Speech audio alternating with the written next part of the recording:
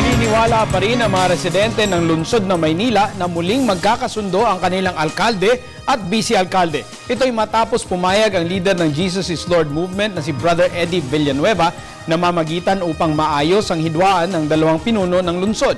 Narito ang ulat ni Noel Perfecto.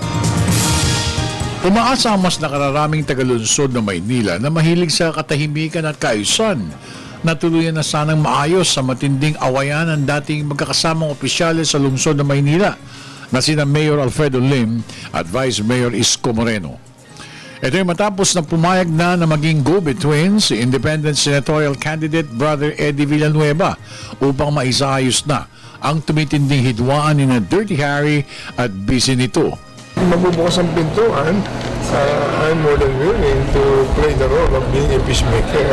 Hindi na nagdalawang isip pa si Vice Mayor Moreno.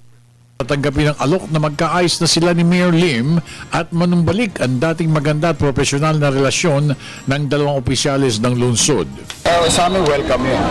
Hindi kami nakikipag-away. Pangalawa, hindi namin sila tinitingnan na kaaway. Nauna na nakipagkita ang sugo ng kaayusan kay Mayor Lim upang ialok rin ang pagkakaayos ng dalawang panig.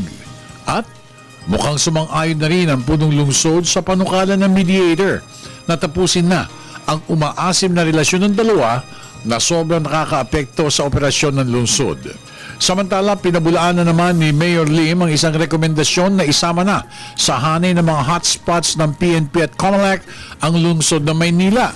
Bunsod na rin umano ng umiigti ng pangangampanya na magkabilang panig.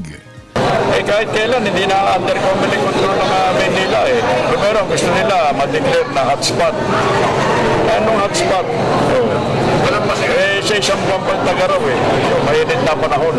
Sinang-ayunan rin ni na City Administrator Marsan at Manila Police District ni Lim. Sa tingin ko, wala namang dapat i-declare na hotspot ng Maynila eh.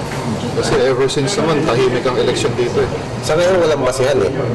Kasi wala namang kaguluhan eh. Wala ni isang mga election-related incidents, yung mga grabe na mga insidente para ilagay ang Maynila sa hotspot. Para sa Telebisyon ng Bayan, ako naman si Noel Perfecto.